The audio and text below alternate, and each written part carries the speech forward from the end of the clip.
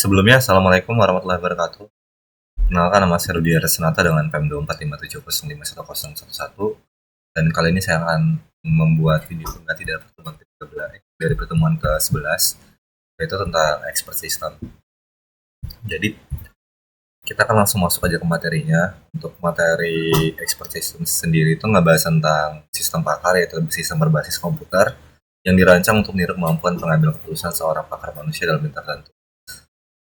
Jadi, sistem pakar itu merupakan bagian dari AI yang digunakan untuk menyelesaikan permasalahan spesifik berdasarkan basis pengetahuan dan teknologi yang dimiliki. Kita akan langsung masuk ke bagian ininya, capaian pembelajaran.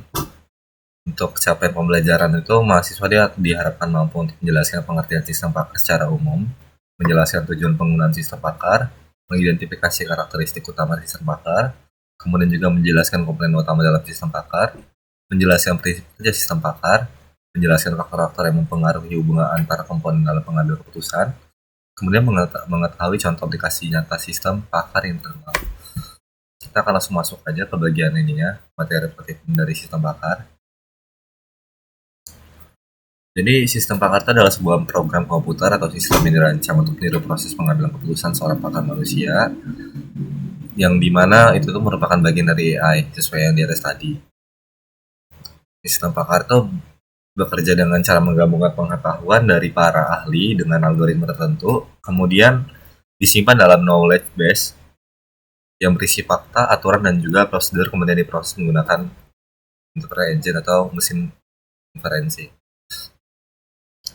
Tujuan dari sistem pakar sendiri itu ada beberapa, kayak contohnya satu, ada meningkatkan akurasi keputusan, karena dengan adanya berbasis pengetahuan luas dan algoritma yang canggih, sistem pakar itu akan memberikan keputusan atau saran yang lebih akurat dibandingkan pendekatan normal. Kemudian ada ketersediaan keberlanjutan, ada efisiensi, karena sistem pakar bisa mengolah informasi dan memberikan solusi dengan cepat, dan juga ada mengurangi kesalahan dengan mengeliminasi faktor manusia seperti kelelahan atau bias dan lain-lain. Dan yang terakhir itu ada optimalisasi, yaitu berfungsi untuk mengoptimalisasikan proses atau kegiatan operasional. Hal ini memberikan hasil yang lebih baik dengan sumber daya yang lebih sedikit. Kita akan langsung masuk aja ke bagian karakteristiknya sendiri. Jadi untuk karakteristik sistem pakar itu ada beberapa. Seperti yang tertulis itu ada salah satunya itu ada memiliki kinerja yang tinggi, kemudian itu ada waktu respon yang memadai, keandalan yang baik, dapat dimengerti. Untuk komponen utama pada sistem pakar sendiri itu ada terbagi dari beberapa sebagai berikut. Yang pertama itu ada knowledge base atau basic pengetahuan yang terbagi menjadi dua, fakta atau informasi mengenai suatu aturan atau kondisi objek dalam suatu permasalahan. Contohnya pasien mengalami demam. Kemudian itu aturan itu kayak dalam bentuk if, then bagian dari if, kondisi atau fakta yang harus dipenuhi, sedangkan bagian kan berisi kesimpulan atau tindakan yang dihasilkan jika kondisi tersebut terpenuhi. Kemudian relasi adalah hubungan antara salah satu konsep dengan konsep lainnya dalam satu domain. Contohnya demam merupakan gejala dari flu. Kemudian untuk bagian kedua itu kita bakal ngebahas tentang mesin inferensi, yaitu adalah komponen yang bertugas memproses dan menganalisis informasi dari pengetahuan untuk menghasilkan kesimpulan atau solusi. Terdapat dua pendekatan yang digunakan mesin inferensi, yaitu ada pertama itu ada forward chaining, itu adalah pendekatan berbasis data, dan juga ada yang kedua itu ada backward chaining, adalah pendekatan berbasis tujuan. Kemudian ada ini user interface, itu tuh adalah bagian dari sistem pakar yang berfungsi sebagai media interaksi antara pengguna dan sistem. Jadi melalui antarmuka ini pengguna dapat memasukkan data atau menjawab pertanyaan, dan sistem akan memberikan hasil atau solusi berdasarkan input yang diberikan. Prinsip kerja sistem pakar itu adalah seperti ini. Jadi knowledge from expert user, masuk ke knowledge database atau pengetahuan umum, dan interface engine, user interface, kemudian masuk ke bagian non-expert user interface, kemudian dialihkan lagi ke bagian ini. Jadi pengguna yang bukan pakar itu bakalan masukin data berupa gejala atau kondisi melalui user interface, kemudian dari sini tuh bakalan disimpan sebagai fakta di interface engine, Kemudian itu interface engine memproses fakta menggunakan metode forward ke sini. Kemudian proses ini lanjut kesimpulan rekomendasi akhir.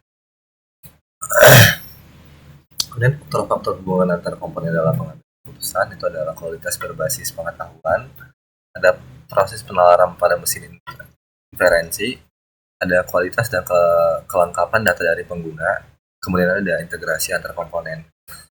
Kayak faktor-faktor tersebut menentukan keakuratan dan keefektifan keputusan yang dihasilkan oleh sistem pakar. Kayak contoh sistem pakar itu ada MyChin, itu sistem pakar yang dikembangkan pada tahun 1970-an di Stanford University untuk mendiagnosis infeksi bakteri dan merekomendasikan antibiotik. Nah, ada Dendral pada tahun 1960 di Stanford. Ada Prosektor pada tahun 1970 di Sri International. Kemudian ini untuk practical implementation ya. Jadi kita bisa langsung masukin ini knowledge ini ya, knowledge pengetahuan umumnya.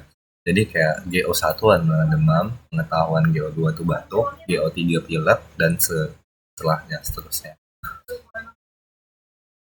Kemudian kita bisa ngebaca rulesnya di sini. Jika dia demam, batuk, dan juga pilek, maka flu.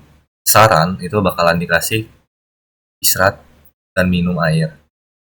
Sesuai dengan selanjutnya kayak misalkan jika dia itu demam, dia demam, pilek, dan juga dia demam dan pilek, maka itu kemungkinan besar adalah flu ringan dan akan saran diberikan itu istirahat yang cukup dan seterusnya. Kemudian knowledge itu menyimpan semua pengetahuan, dan itu baru kita masuk ke bagian interface engine atau forward chaining. Jadi kita mengasih di sini ada function, ada forward chaining, fakta user. Jadi itu bakalan ini menerima list gejala lalu mencocokkan ke rules seperti ini. Function forward chaining atau fakta user sorted rules key hingga seperti ini. Jika role insert rules, jika semua D in fakta user get in fakta I, maka return rules. Kemudian kita masuk ke bagian ini, kita bisa baca di sini. Jadi backward chaining itu menerima nama penyakit, cara yang cocok, kalau tanya user satu apa gejalanya ada, kalau sudah terpenuhi terbukti. Kemudian ini ada ini user interface. Jadi user interface itu berfungsi untuk menghubung antara pengguna dan sistem pakar. Function UI forward, print forward chaining, print jawab gejala yang kamu rasakan, fakta, array, metode. Mungkin ini user interface. Jikalau mungkin saya ada salah, saya mohon maaf. Saya akhiri, wassalamualaikum warahmatullahi wabarakatuh. Terima kasih Kak sebelumnya.